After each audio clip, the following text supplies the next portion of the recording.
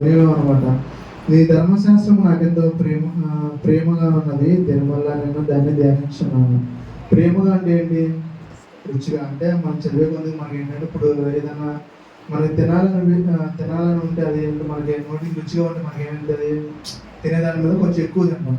అలాగే రీతిగా మనం బైబిల్ చదివేటప్పుడు మనం చదువుతా ఉంటాం.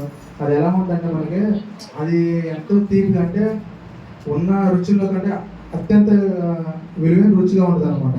అంటే చదివే కొద్దిగా మనం ఏమనిపించింది, చదవాలి అనే ఇదిగా ఉంటుంది అనమాట.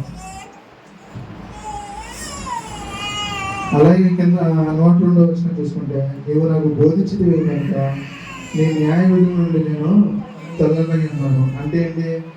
మన సంఘంలోనే కానీ మన సేవకులే కానీ మన మీద కొన్ని పెద్దవాళ్ళే కానీ బైబిల్ గురించి ఏదైనా మాటలు, చిన్నవారే కానీ పెద్దవారే కానీ బైబిల్ గురించి వాళ్ళకి తెలిసిన జ్ఞానం మనకు బోధించాం కదా, మనకి ఏమైతుంది ఆ బోధనని మనం తొలగకుండా ఉండాలన్నమాట. అంటే చిన్న వాళ్ళు చెప్పారు కాబట్టి మనం చేయాలని వాళ్ళు దేవుడి ఇచ్చిన జ్ఞానాన్ని బట్టి వాళ్ళు మనకి బోధించున్నారు కనుక వారి బోధనలు ఎలా ఉంటుంది? వారి బోధించే బోధన వారి వాక్యానుసారంగా మనం నడుచుకుని ఉండాలన్నమాట. అలా కింద చూసుకుంటే, నీ వాక్యము నా పాదములకు దీపము. ఏంటంటే నీ వాక్యము నా పాదములకు దీపము అంటే ఏంటి? మనం ప్రయాణించే ప్రయాణంలో కానీ ఫస్ట్ మనం ఏదైనా పని చేసేటప్పుడు మనం చిన్న వాక్యం తీసి చదువుకుంటే ఆ వాక్యం మనకి ఎలా ఉంటుంది?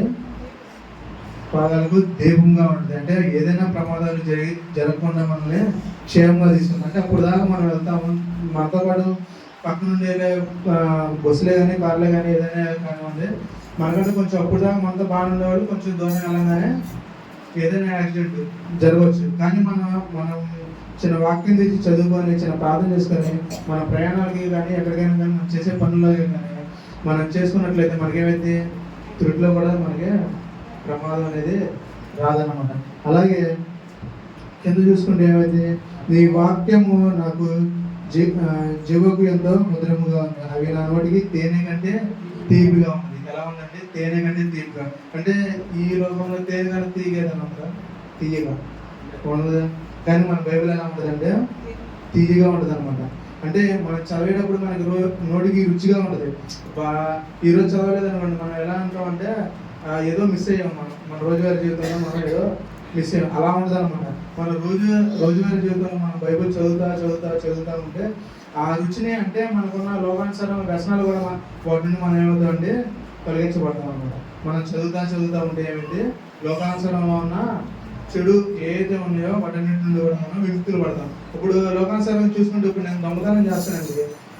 దొంగతనం చేసినప్పుడు ఏమనిపిస్తుంది అంటే రోజు దొంగతనం చేస్తే చాలా డబ్బులు వస్తాయి కాబట్టి చాలా ఇదిగా నేను అంటే నాకున్న అవసరాలన్నింటినీ తీర్చుకోవచ్చు. అలాగే నేను దాని నుండి నేను పక్కకి వెళ్ళాలంటే ఏం చేయాలి? నేను చుట్టుగా నేను బైబిల్ చదువుకోవాలి. బైబిల్ చదివితే ఏమైంది? దానికంటే తీగంటే దానికన్నా మొదలు అంటే అది ఇవ్వలేని సంతోషం. డబ్బుతో కూడా కొనలేని కొన్ని సంతోషాలు ఉంటాయి అన్నమాట.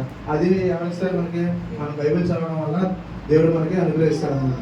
అలాగే ఇచ్చిన వాటిని దేవుడు ఆశీర్వదించిన